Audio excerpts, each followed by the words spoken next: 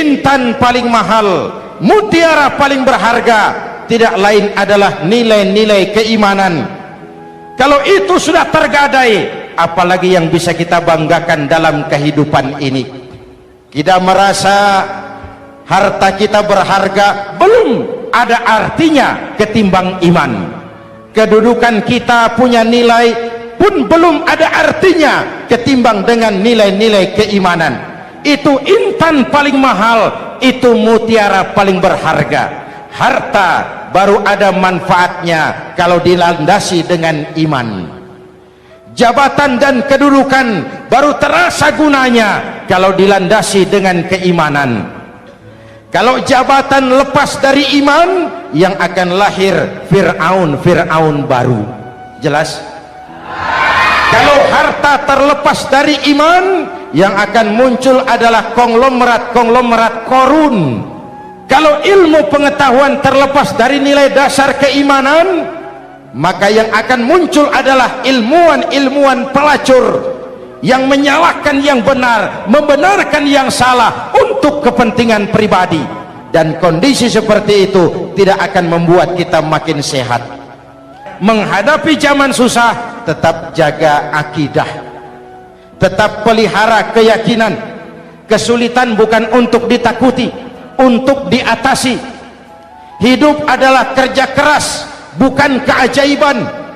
Perubahan tidak akan datang hanya dengan simsalabim abragadabra.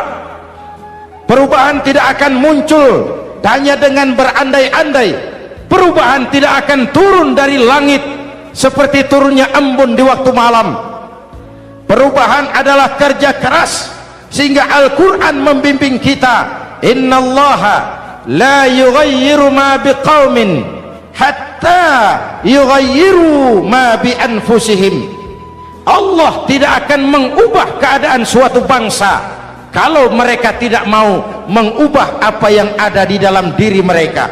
Yang ada di dalam diri itu rule of thinking, state of mind, cara kita berpikir, cara kita memandang kehidupan, cara kita mengatasi persoalan.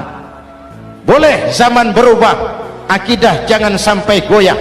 Silahkan masa berganti, tapi keyakinan jangan mati. Sekali la ilaha illallah sampai tetes darah paling penghabisan, tetap la ilaha illallah.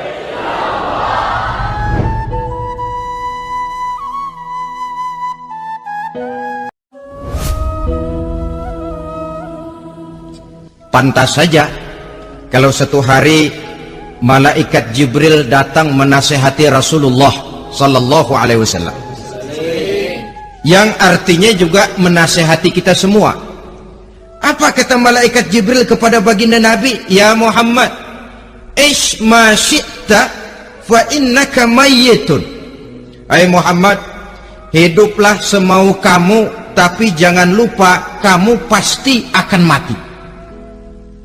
Kalau memang dilarang tidak terlarang, dicegah tidak tercegah, kamu mau melaksanakan hidup menurut maumu sendiri, persilahkan, hiduplah menurut mau dan gayamu. Tapi jangan lupa, fa innaka mayyitun, satu saat kau pasti bakal mati. Dan mati itu bukan akhir dari segalanya, dia babak baru bagi kehidupan selanjutnya. Silahkan hidup menurut maumu, tapi jangan lupa kau pasti akan mati. Wa'mal ma syi'ta fa innaka majziyun bih. Kerjakan apa saja yang kamu mau. Kalau kau mau menghalalkan segala macam cara, persilahkan halalkan segala macam cara. Tapi jangan lupa kau akan mendapat balasan dari seluruh amal perbuatanmu. Wa ahbib ma syi'ta fa innaka mufariquhu. Dan cintailah apa saja yang mau kau cintai. Kau cintai anak istrimu, silahkan. Kau cintai harta bendamu, tafadhal. Kau cintai tanah airmu, kau cintai pangkat dan jabatanmu, persilahkan. Tapi jangan lupa, fa innaka mufariquhu, kau pasti akan berpisah dan akan meninggalkan segala yang kau cintai itu. Apa artinya ini buat kita? Ternyata sesudah maut datang menjemput kita, ada kehidupan sesudah hidup yang sekarang ini.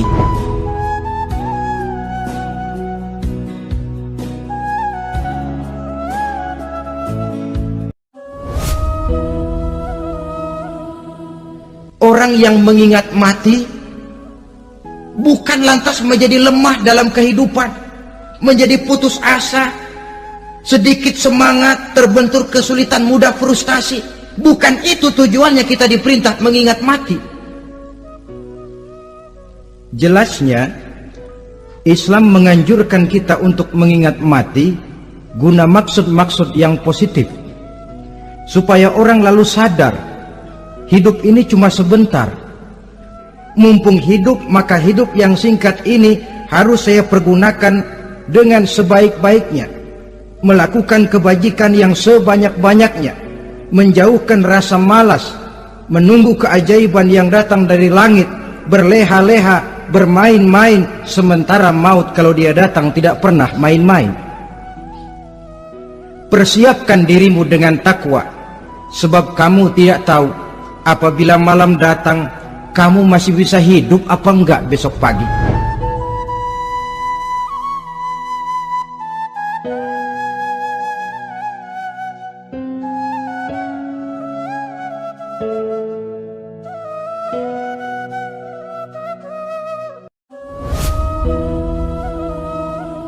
Bahwa bagi kita itu pendidikan tidak lain upaya mencerdaskan otak anak.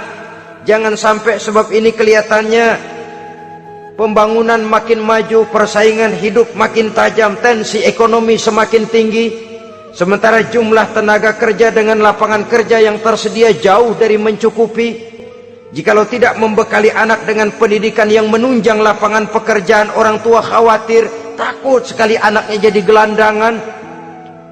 Dikhawatirkannya kehidupan dunia ini, sementara dia lupa kalau anaknya bisa jadi gelandangan di akhirat. Padahal selama-lamanya gelandangan di dunia paling seumur manusia itu 60 tahun, 70 tahun lah umur orang sekarang. 70 itu sudah luar biasa itu. Tapi kalau harus menggelandang di akhirat, menjadi gelandangan di akhirat, alangkah menyedihkannya. Apakah akan kita korbankan satu kehidupan yang langgeng, abadi, cuma karena tertipu oleh fata morgana dan kamuflase?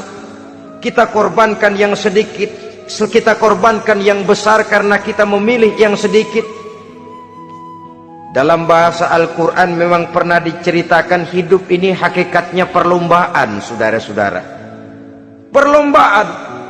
Dan di dalam perlombaan itu ada yang menang, ada yang kalah. Al-Quran lalu memberikan peringatan, Alhaakumut takatsur.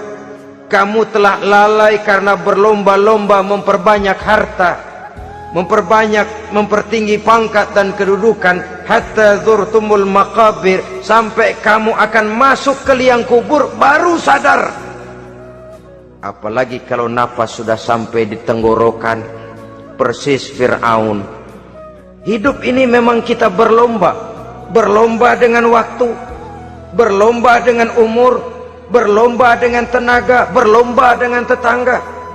Yang jangankan kita sampai mundur, berhenti saja sejenak, kita akan ditinggalkan oleh yang lain. Tiada kata mundur, bahkan tiada kata berhenti. Sekali kita melangkah, melangkahlah terus. Tapi berlombalah seperti yang dikehendaki Quran, fastabiqul khairat. Berlomba-lombalah di dalam kebajikan. Jangan berlomba-lomba di dalam kemaksiatan, kemunkaran, kejahatan. Berlombalah dalam urusan kebaikan.